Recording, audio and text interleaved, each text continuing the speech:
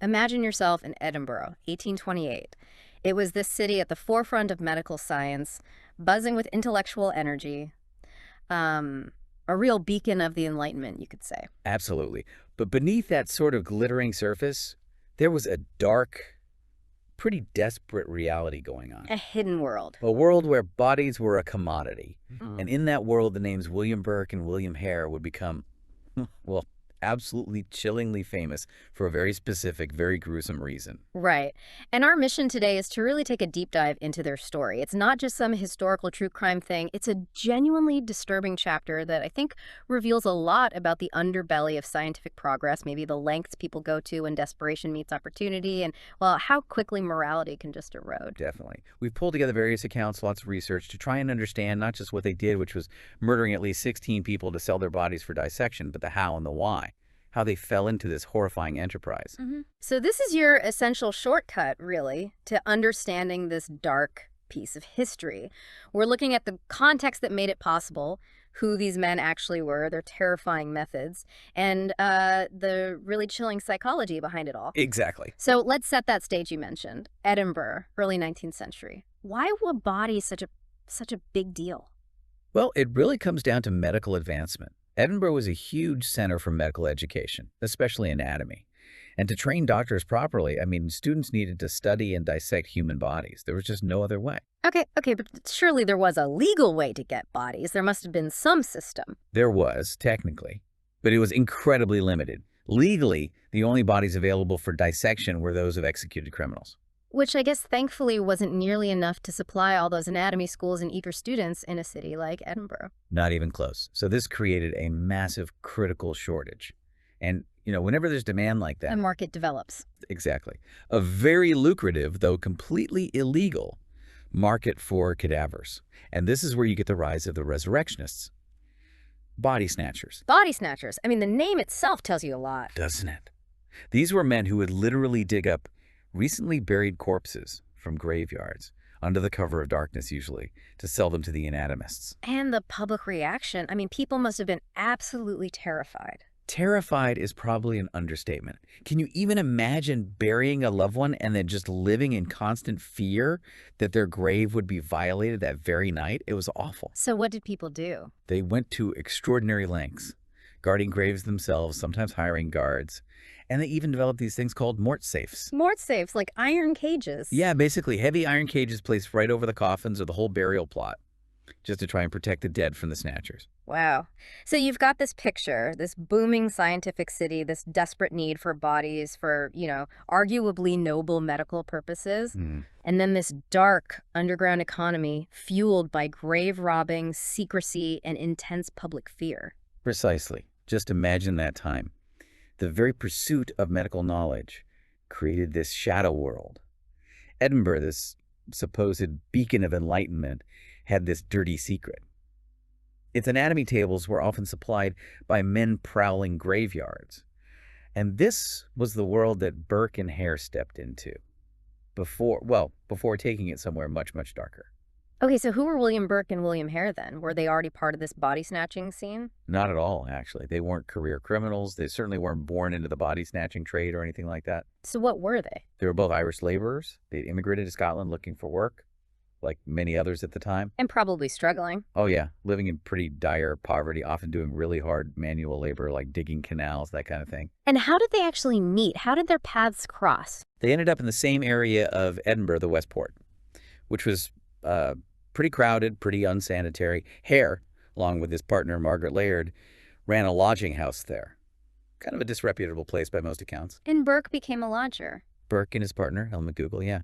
They became lodgers in Hare's place. So you just had these two working class couples living under the same roof, cramped conditions, difficult lives, just trying to scrape by day to day. So their descent into what they became famous for. Yeah. It wasn't some grand criminal scheme from the outset. Not at all. It was entirely opportunistic, almost accidental at first.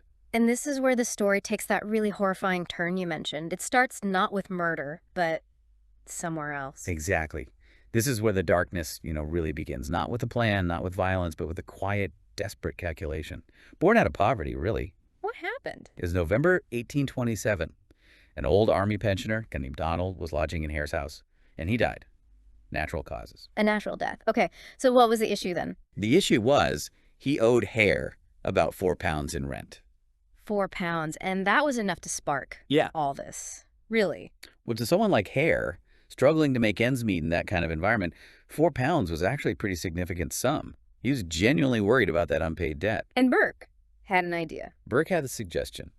He knew about the demand for bodies. Everyone kind of did. He basically said, why don't we sell Donald's body to one of the anatomists?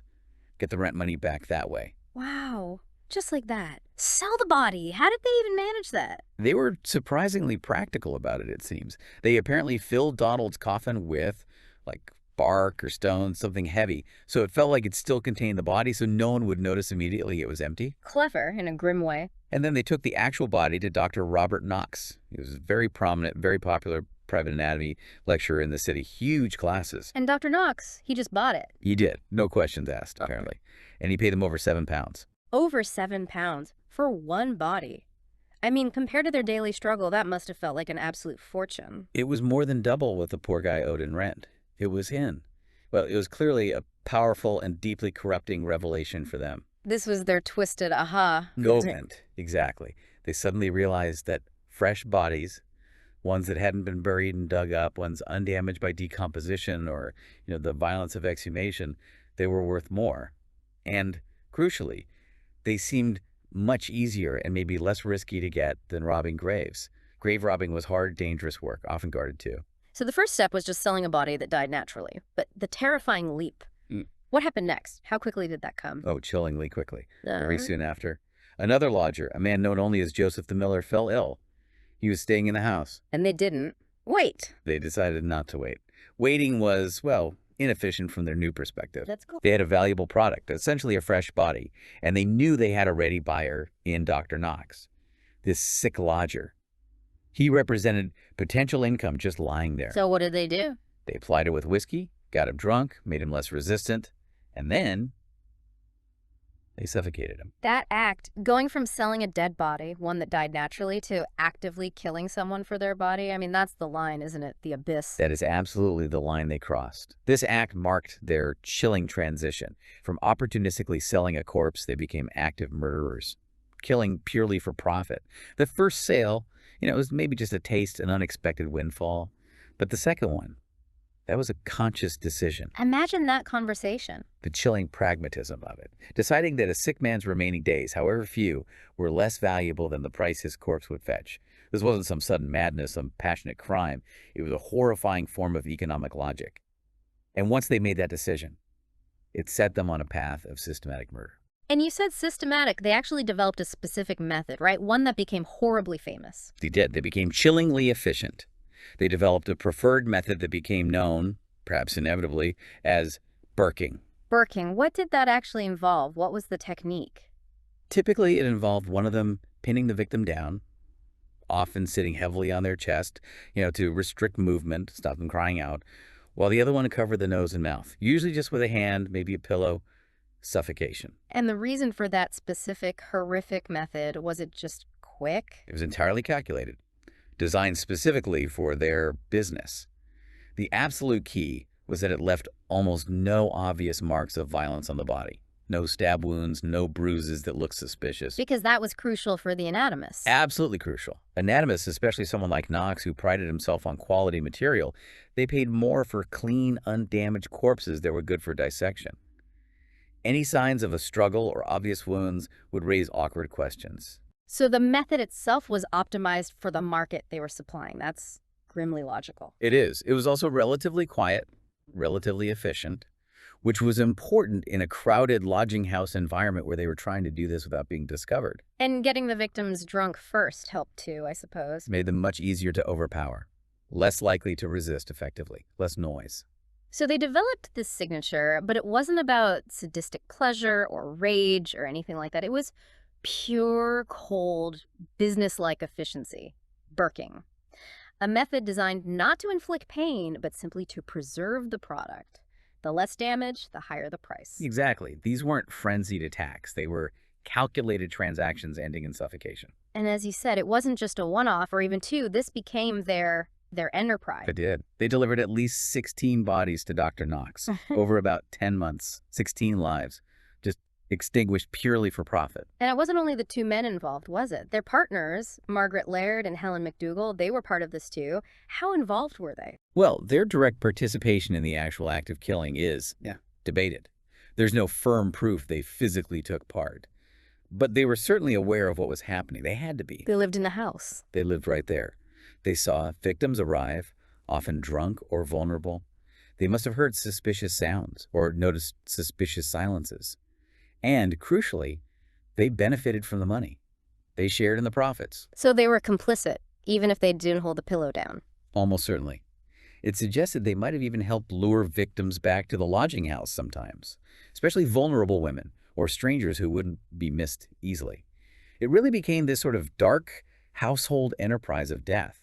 The whole household was corrupted by the money flowing in from these murders. So this wasn't just two individuals operating in secret. It was almost like a twisted family business built on murder. Precisely.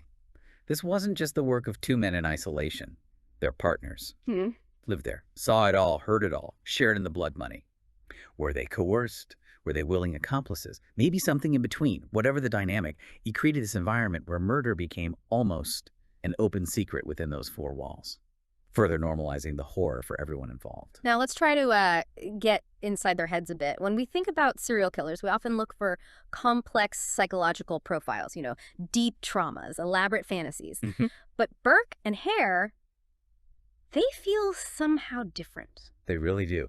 Exploring their minds is different because their story isn't primarily about, say, a unique form of madness or some really complex psychological aberration in the way we often think about it. It seems less about intricate pathology and much more about, well, situational evil, pragmatic brutality. Those really facilitated by desperation, opportunity, and just a complete breakdown of basic morality. So it's not just about them as individuals, but the circumstances really push them. Absolutely.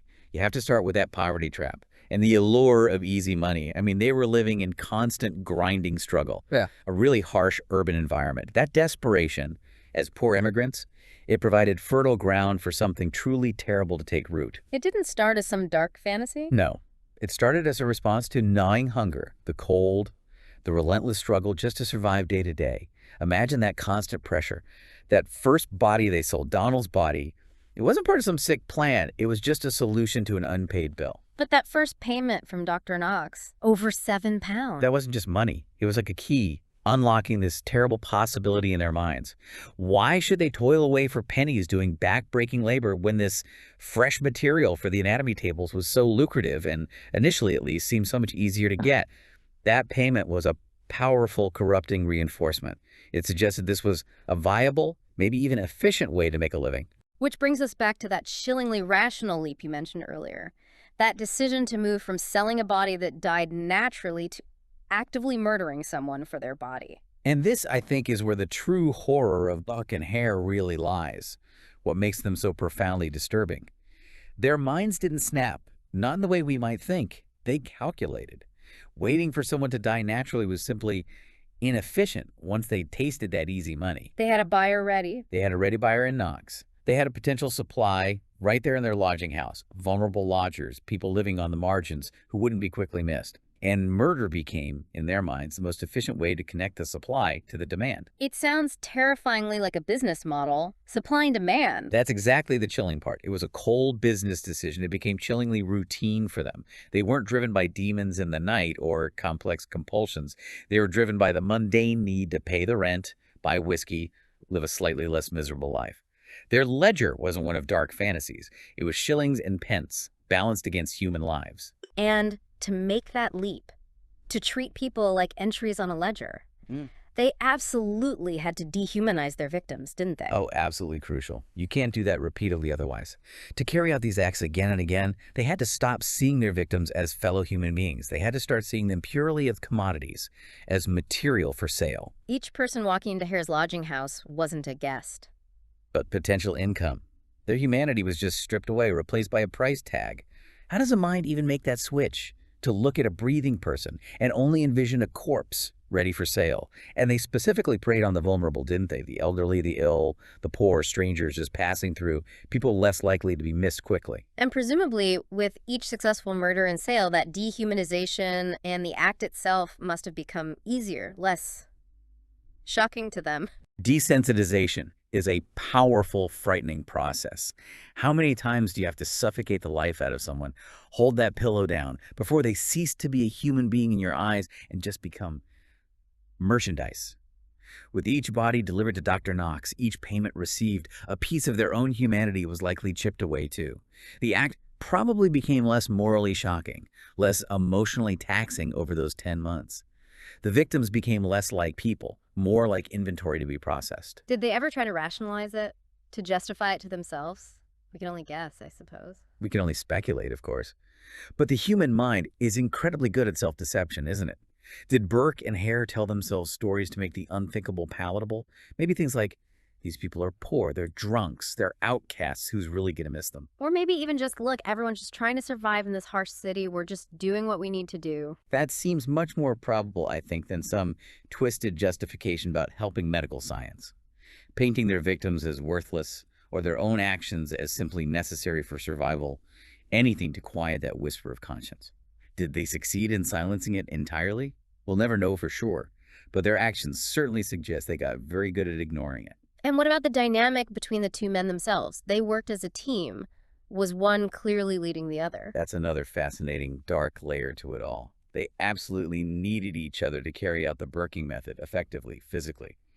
There's some debate based on accounts. Was Hare, who was often described as physically stronger or maybe more ruthless, the main instigator? Was Burke perhaps more easily led or just as equally driven by the greed? Whatever the specifics, their shared greed clearly forged this unholy alliance. Yeah. Were they like two halves of a single killing machine, each needing the other to complete the circuit of depravity? Did one embolden the other? A shared descent where the moral compass of one was disabled or maybe just overridden by the desperation and greed of the other?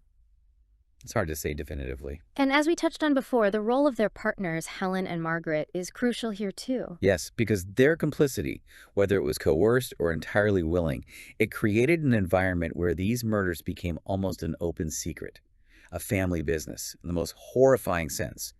That shared awareness and participation, even if it was passive in the actual killing, it must have further normalized the horror within that household. Just imagine the atmosphere in that lodging house, the whispers, the shared glances, the silent agreement as another victim was plied with drink, another body was bundled up and prepared for Knox. It wasn't just Burke and Hare's secret, it was this shadow that enveloped everyone who profited under that roof. And this is why that concept of the banality of evil seems to resonate so strongly with Burke and Hare, even though the term itself came much later, different context.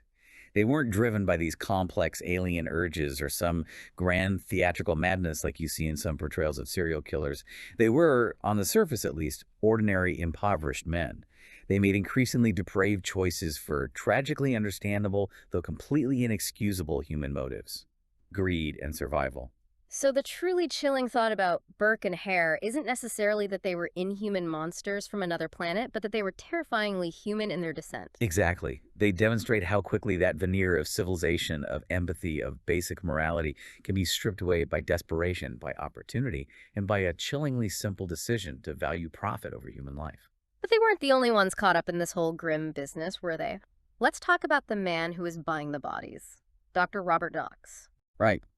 Dr. Knox. He was really at the peak of his career then. A respected anatomist, a very dynamic, incredibly popular lecturer. He had this thriving private anatomy school, and like all the other anatomists at the time, he desperately needed bodies for his students. And it was pretty much common knowledge, wasn't it, that many anatomists operated on a kind of don't ask, don't tell policy regarding where the bodies actually came from. Especially if they were fresh and undamaged, yes. The demand was just so incredibly high and the legal supply so pitifully low that ethical corners were, well, frequently cut across the board. It wasn't just Knox, though he became the focus. And Burke and Hare were supplying bodies that fit that criteria perfectly. 16 bodies over just 10 months. Remarkably fresh, sometimes still warm according to accounts, with no obvious signs of violence. Which brings us to the absolutely crucial and deeply uncomfortable question. How much did Dr. Knox really know about where these bodies were coming from? Could he possibly not have suspected? Given the sheer regularity, the freshness, the lack of any burial signs, it seems highly probable he suspected. Or, at the very least, he made a deliberate choice to be willfully blind, right? There were just so many red flags. It wasn't just one or two bodies, he was a steady stream. And apparently, some of his own students reportedly even recognized one of the victims on the dissection table, a woman named Mary Patterson, who was apparently a known figure in the Westport area. Did he ever admit anything? Knox always vehemently denied any knowledge of the murders. And because there was no direct, prosecutable evidence linking him to the murders, Burke and Hare never implicated him directly in knowing he was never charged or prosecuted. But his reputation. Absolutely ruined. The public, by and large, were convinced he was complicit. He faced riots. His career effectively ended in Edinburgh. What could have been driving his mind, do you think? Was it just pure dedication to science, overriding any ethical concerns? That's certainly one possibility. Maybe he genuinely believed the ends advancing medical knowledge, teaching future generations of doctors, justified ignoring the potentially horrific means, the source of the bodies. Or maybe just arrogance, a sense of impunity, believing his position and the importance of his work somehow placed him above scrutiny. Or perhaps a kind of compartmentalization, separating his scientific role, his identity as a teacher and researcher, from the grim, sordid reality of where his material was coming from. Dr. Robert Knox, the man of science and learning, his mind, too, seems to have had this blueprint, maybe. One where the urgent pursuit of knowledge just overshadowed ethical scrutiny to a terrifying degree. How much did he consciously allow himself not to know? His silence, his perhaps averted gaze. It became the final crucial ingredient that allowed Burke and Hare's deadly recipe to continue for as long as it did. He provided the market. So how did this whole macabre enterprise finally collapse? How did they get caught? Well, their downfall came with their very last intended victim, a woman named Marjorie Campbell Docherty.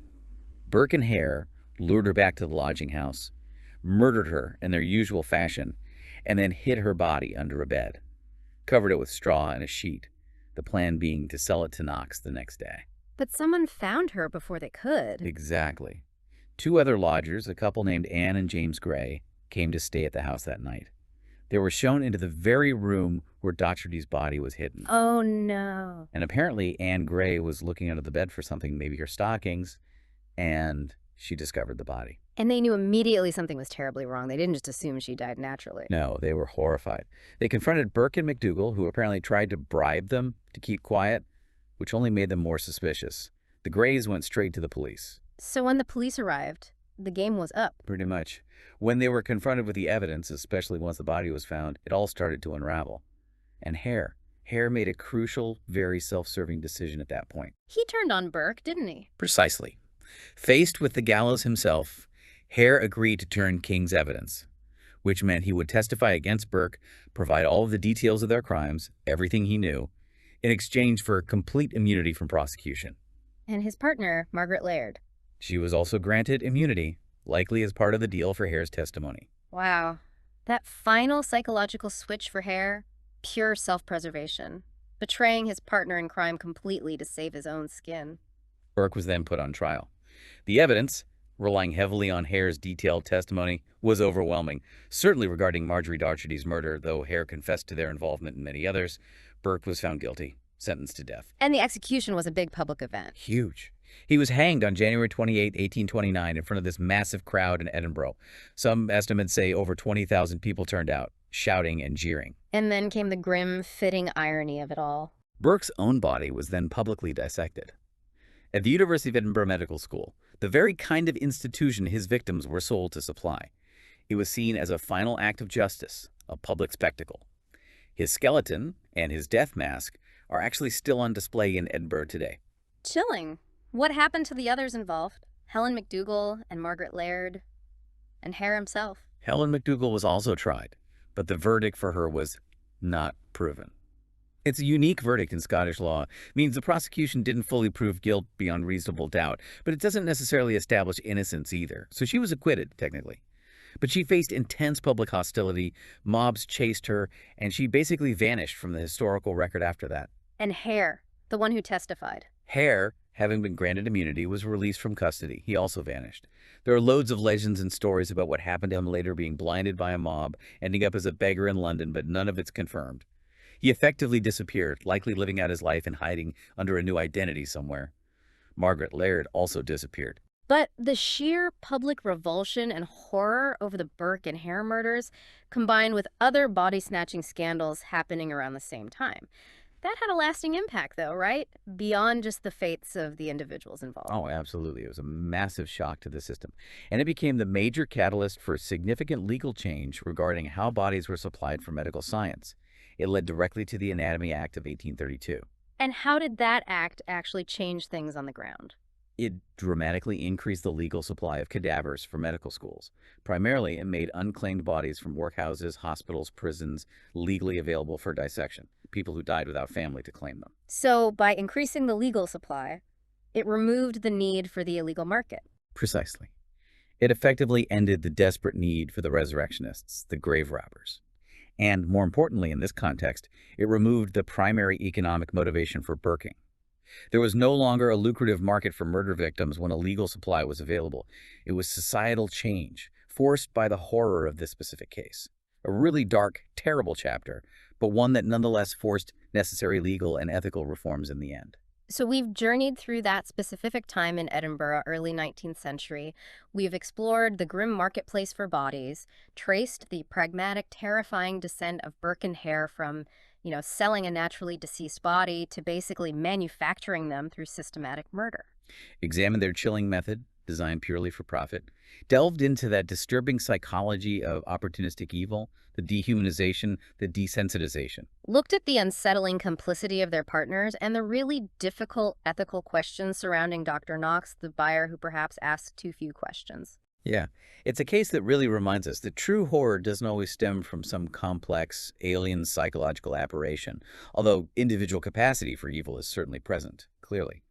Sometimes, maybe often, it arises from desperate circumstances, from opportunity, from a chillingly simple, cold economic logic, and just a fundamental breakdown of basic human morality and empathy. It's a tale as much about societal failings, isn't it? The system's desperate demand for bodies, the grinding poverty that drove these men to such lengths, the ethical compromises maybe made in the name of progress, as much as it is about individual evil. Exactly. The minds of Burke and Hare are compelling, I think, not because they're uniquely complex or alien, but precisely because they represent this terrifyingly simple form of evil.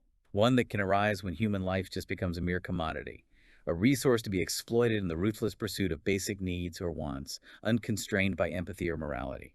This case forces us to confront a really uncomfortable truth. Sometimes monsters aren't born of intricate madness. Sometimes they're made piece by piece by poverty, by opportunity, and by a chillingly simple decision to value profit over human life. What stands out to you most from this story?